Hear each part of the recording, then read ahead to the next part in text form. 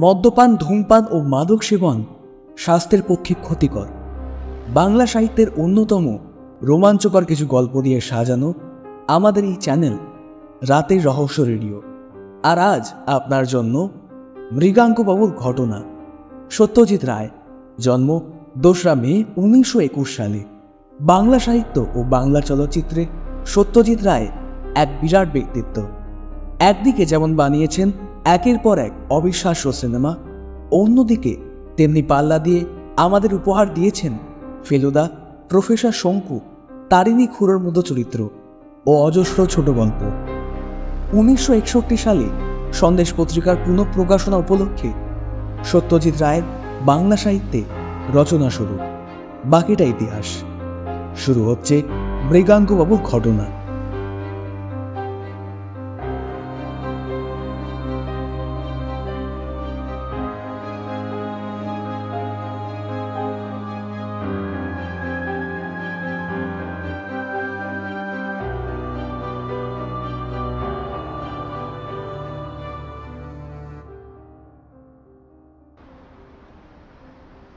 মৃগাঙ্কবাবু তার সহকর্মী সলিল বসাকের কাছ থেকে প্রথম জানতে পারলেন যে বাঁদর থেকে মানুষের উদ্ভব হয়েছে।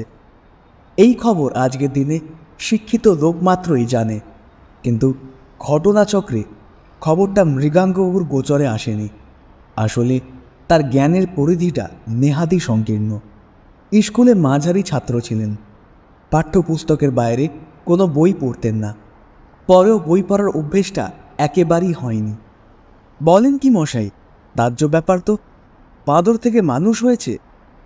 মৃগাঙ্কবাবুর চরম বিস্ময় প্রকাশ করলেন। ঠিক তাই বললেন সলিল বাবু। লক্ষ লক্ষ বছর আগে মানুষ ছিল এক শ্রেণীর চতুষ্পদ বাঁদর। বাঁদর জাতটা অবশ্যই এখনও আছে, কিন্তু যে শ্রেণীর বাঁদর থেকে মানুষ উদ্ভব হয়েছে সেই শ্রেণীর লোপ পেয়ে গেছে অনেক বছর আগেই। মৃগাঙ্কবাবু এবং সলিলবাবু দুজনেই হার্ডিস ইন্ডিয়া কোম্পানিতে কেরানিগিরি করেন।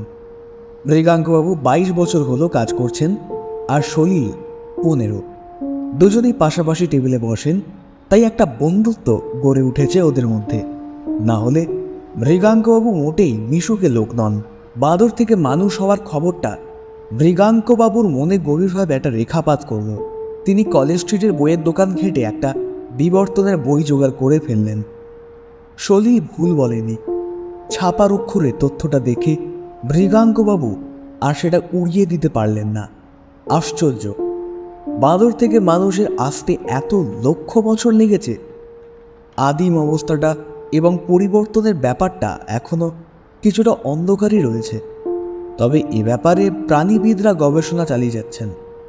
মানুষ ও বাঁদর এই দুইয়ের মাঝামাঝি অবস্থাকে যে বলা হয় মিসিং লিঙ্ক, এই খবরটাও মৃগাঙ্কবাবু এখনই জানলেন। কিন্তু এতেই মৃগাঙ্কবাবুর আশ মিটল না। তিনি প্রথমে জাদুঘরে গেলেন আদিম মানুষের মূর্তি আর তার হাড়গোড় দেখতে। দেখে বুঝলেন যে আদিম দ্বিপদ মানুষের চেহারার সঙ্গে বাঁদরের চেহারার বেশ খানিকটাই মিল আছে। তারপর মৃগাঙ্কবাবু গেলেন চিড়িয়াখানায়। সেখানে অনেকক্ষণ ধরে মনোযোগ দিয়ে দেখলেন। এক হলো লেজ বিশিষ্ট মাঙ্কি, আর এক হলো লেজবিহীন এপ। এর মধ্যে নানা রকমের শ্রেণী। দেশি বাঁদর আর হুনমানের বাইরে রয়েছে আফ্রিকার গরিলা, শিম্পাঞ্জি, বেবুন ইত্যাদি। আর তাছাড়া আছে সুমাত্রার ওরাংউটাং বা বন মানুষ। এই যে মানুষ কথাটা জুড়ে দেওয়া হয়েছে, এটা মৃগাঙ্কবাবুর কাছে খুব অর্থপূর্ণ বলে মনে হলো। তার আরও মনে হলো সব রকম বাঁদরের মধ্যে আফ্রিকার শিম্পাঞ্জির সঙ্গে মানুষের সবচেয়ে বেশি মিল। শুধু তাই না, একটা বিশেষ শিম্পাঞ্জি তো মৃগাঙ্কবাবুর সম্পর্কে বিশেষ কৌতূহলী বলে মনে হলো।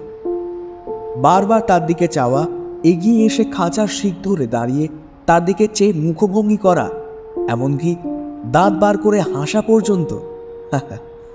মৃগাঙ্কবাবুর মনে হচ্ছিল যেন জানোয়ারটিকে তিনি অনেক দিন থেকেই চেনেন। চিড়িয়াখানায় ঘণ্টাখানেক কাটিয়ে বাড়ি ফেরার পথে মৃগাঙ্কবাবুর হঠাৎ কালু মামার কথা মনে পড়ে গেল। মৃগাঙ্কবাবুর যখন বছর 25 বয়স, তখন এই কালু মামা একবার কিছুদিনের জন্য তাদের বাড়িতে এসেছিলেন। তখন তিনি মৃগাঙ্গবাবুকে মাঝে মাঝে মর্কট বলে সম্বোধন করতেন। এই মর্কট, মোড়ের দোকান থেকে একটা প্যাকেট সিগারেট কিনে আনতো। মৃগাঙ্গবাবু একদিন জিজ্ঞেস না করে থাকতে পারলেন না, আচ্ছা কালু মামা, তুমি আমায় মর্কট বলো কেন? কালু মামার উত্তর দিতে সময় লাগেনি।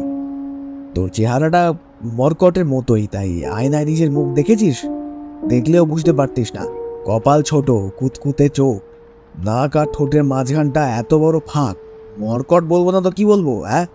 তোর হাতের আংটিটায় যে এম লেখা রয়েছে ওটা আসলে মৃগাঙ্ক নয়, ওটা মর্কট অথবা মাংকি। তোর আর চাকরি খুঁজতে হবে না, চিড়িয়াখানায় খাঁচায় তোর জন্য ভ্যাকেন্সি সব সময় রয়েছে। মৃগাঙ্কবাবু অবশ্যই এরপরে আয়নায় নিজের চেহারাটা খুব ভালো করে দেখেছিলেন। কালু মামা খুব ভুল বলেননি, একটা বাঁদুরে ভাব আছে বটে তার চেহারার মধ্যে। তখন মনে পড়ল স্কুলে মহেশ স্যারও তাকে এই বাঁদর, তোর বাদরামো থামা, এই জাতীয় কথা বলে তাকে ধমক দিতেন। তখন মৃগাঙ্কবাবুর বয়স এই 12-13। নিজের চেহারাটা যে বাঁদরের মতো হতে পারে এইটা তিনি খেয়াল করেননি। শুধু মুখে নয়, পিঠে একটা কুঁজো ভাব, তার শরীরে লোমের আধিক্য, এই দুটো তাকে আরও বাঁদরের কাছাকাছি এনে দেয়। শরীরের কথাটা আবার তার মনে পড়ল। সুদূর অতীতে যে বানর থেকে মানুষের উদ্ভব হয় তার কিছুটা ছাপ এখনও মৃগাঙ্কবাবুর চেহারায় রয়ে গেছে। চিন্তাটা তাকে বিব্রত করতে লাগলো। আপিসে টাইপ করতে করতে মনে হয়, আমার মধ্যে বিবর্তন পুরো হয়নি, আমার মধ্যে খানিকটা বাঁদর এখনও রয়ে গেছে। কিন্তু পরক্ষণই মনে হয়, বাঁদর কি আপিসে ডেস্কে বসে টাইপ করতে পারে? তার চেহারার সঙ্গে বাঁদরের যেইটুকু সাদৃশ্য আছে সেটা সম্পূর্ণ আকস্মিক। সেরকম তো অনেক লোকের চেহারার সঙ্গেই জানোয়ারের মিল আছে। অ্যাকাউন্টস ডিপার্টমেন্টের সুরেশবাবুর মুখের সঙ্গে তো ছুঁচোর আশ্চর্য সাদৃশ্য। মৃগাঙ্কবাবু 16 আনাই মানুষ, এই নিয়ে সন্দেহ প্রকাশ করার কোনো কারণ থাকতে পারে না।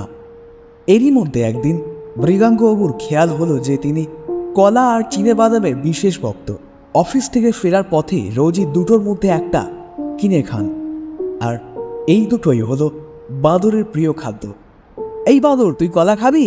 জয় জগন্নাথ দেখতে যাবি? ছেলেবেলার এই ছড়াটা তার মাথায় ঘুরতে লাগলো। এই মিলটাও কি আকস্মিক? নিশ্চয়ই তাই। কলা তো অনেকেই খায়, আর চিনে বাদামও তো খায়। মৃগাঙ্কবাবু চিন্তাটা জোর করে মন থেকে দূর করে দিলেন। কিন্তু যতই স্বাভাবিক হওয়ার চেষ্টা করুক না কেন, মৃগাঙ্কবাবুর চিন্তাটা কিছুতেই যেতে চাইছে না। বাঁদর থেকে মানুষ, বাঁদর থেকে মানুষ, আমি কি তাহলে পুরোপুরি মানুষ হইনি? টাইপিংয়ে ভুল হতে লাগলো। আর এবারে মেজো সাহেবের কাছ থেকে ডাক পড়ল। আপনার কি হয়েছে বলুন তো? মেজো সাহেব জিজ্ঞেস করলেন। আগে তো আপনার টাইপিংয়ে ভুল থাকতো না, আজকাল এত হচ্ছে কেন? মৃগাঙ্কবাবু আর কি বলবেন, বললেন, কদিন শরীরটা একটু খারাপ হয়েছে স্যার। তাহলে ডাক্তার দেখান, অফিসের ডাক্তার তো রয়েছে, ডাক্তার গুপ্তকে বলুন। না স্যার, তার দরকার হবে না, আর ভুল হবে না, আমি কথা দিচ্ছি। আমার ত্রুটি মাফ করবেন স্যার।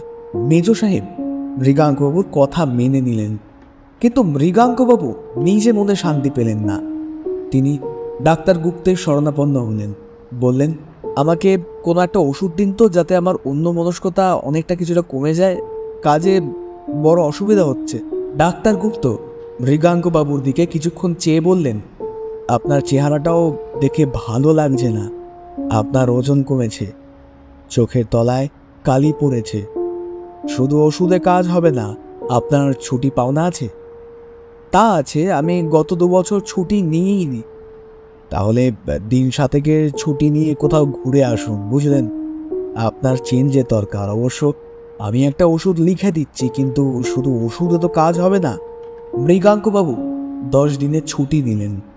কোথায় যাওয়া যায়? কাশিতে তার একটা খুড়তুতো ভাই থাকেন, 64 ঘাটের ওপরেই বাড়ি।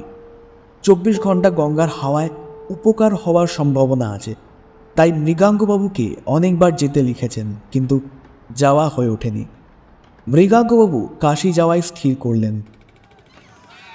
এদিক থেকে ওদিক থেকে ছুটে এসে মৃগাঙ্কবাবুকে ঘিরে ধরল। তাদের কিচিরমিচির শব্দে কান পাতা যায় না। দাঁড়ান, চিনে বাদাম কিনে আনি, বললেন নীলরতন। আশ্চর্য এই যে বাঁদরের মধ্যে পড়েও মৃগাঙ্কবাবুর অস্বস্তি লাগছিল না। এইসব বাঁদর যেন সকলেই তার চেনা। অনেকদিন পর বহু আপনজনের মধ্যেই তিনি এসে পড়েছেন।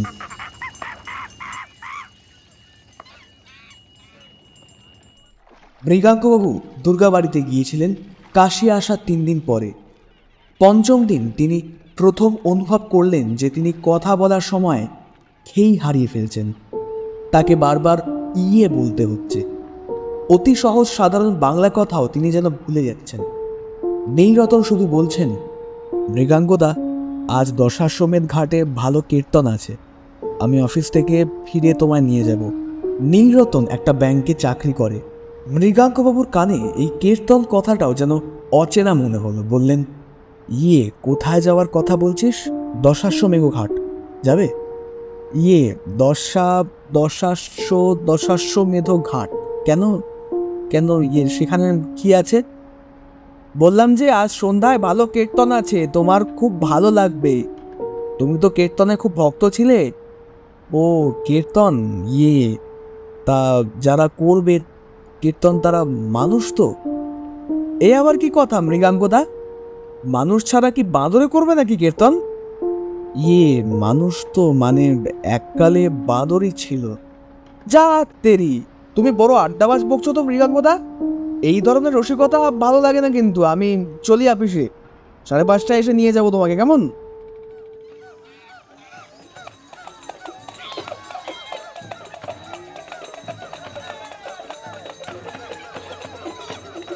সন্ধ্যায় নীলরতনের সঙ্গে কীর্তন শুনতে গিয়ে মৃগাঙ্কবাবু একটা আশ্চর্য জিনিস অনুভব করলেন।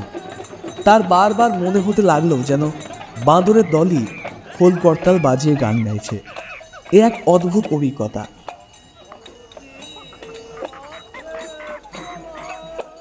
কীর্তন থেকে ফিরে এসে খাওয়া দাওয়ার সেরে নীলরতন বললেন তাকে একবার মাধববাবুর কাছে যেতে হবে, বাঙালি টোলায়।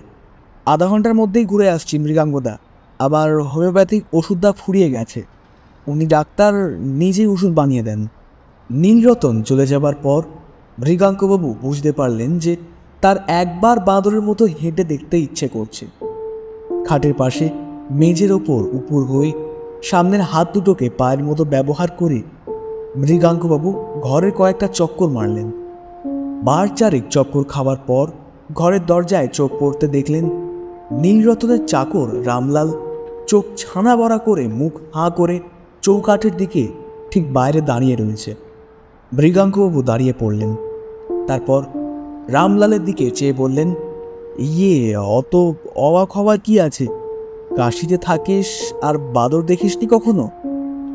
রামলাল কিছু না বলে ঘরে ঢুকে বিছানা করতে লাগলো। মৃগাঙ্কবাবু বাকি যে কটা দিন ছিলেন কাশিতে সে কদিন প্রায় কথাই বলেননি। নীলরতন একবার বললেন, কি হলো মৃগাঙ্গদা, আপনি এমন চুপ মেরে গেলেন যে? শরীর টরীর খারাপ হয়নি তো? মৃগাঙ্কবাবু বললেন, শরীর ইয়ে কই না তো, ঠিকই তো আছি, মানে আসলে ইয়ে, বাদর থেকে মানুষ যেমন হয় তেমনই মানুষ থেকেও বাদর, মানে বিবর্তনের উল্টো আর কি। নীলরতন বেশ অবাক হয়ে গেলেন, যদিও খুলে কিছু বললেন না। মৃগাঙ্গদার মাথাটা ঠিক আছে তো? একবার মাধব ডাক্তারকে দেখালে হতো না? 2 দিন পরে মৃগাঙ্কবাবু কলকাতায় ফিরে এলেন। হাতে সুটকেস নিয়ে হাজরা লেনের তার বাড়িতে ঢুকতেই সামনে চাকর দশরথী পড়ল। পুরনো চাকর একগাল হেসে বলল, বাবু ফিরেছেন? সব মঙ্গল তো? মৃগাঙ্কবাবু বললেন, হোপ। দশরথী হো হো করে হেসে বলল, কাশিতে খুব বাদর না বাবু, আমি একবার গেইলাম বুঝলেন, ছেলেবেলা ধরুন। মৃগাঙ্কবাবু বললেন, হোপ। এই ঘটনা 4 দিন পর কলকাতার সব খবরের কাগজেই খবরটা বেরোলো। চিড়িয়াখানার একজন কর্মচারী গতকাল ভোরে শিম্পাঞ্জির খাঁচার সামনে মাটিতে একটা বাঁদর শ্রেণী জীবকে পড়ে থাকতে দেখে। জানোয়ারটা ঘুমোচ্ছিল, বোধহয় মাঝরাত্রিরে পাঁচিল টপকে ঢুকেছে। চিড়িয়াখানার সুপারিনটেন্ডেন্ট জানিয়েছেন, এই শ্রেণীর বাঁদর আগে দেখা যায়নি। ঘোড়া ও গাধার সংমিশ্রণে যেমন নতুন জানোয়ার খচ্চরের সৃষ্টি হয়, এও হয়তো 2 শ্রেণীর বাঁদরের সংমিশ্রণে একটা নতুন প্রাণী। প্রাণীটা বেঁচে আছে এবং বাদরের মতোই হুপ হাপ কিচিরমিচির শব্দ করছে। সবচেয়ে আশ্চর্য এই যে বাদরটার বাঁ হাতের অনামিকায় একটা আংটি পরানো, তাতে নীলের ওপর দিয়ে মিনে করা লেখা ইংরেজি অক্ষর এম।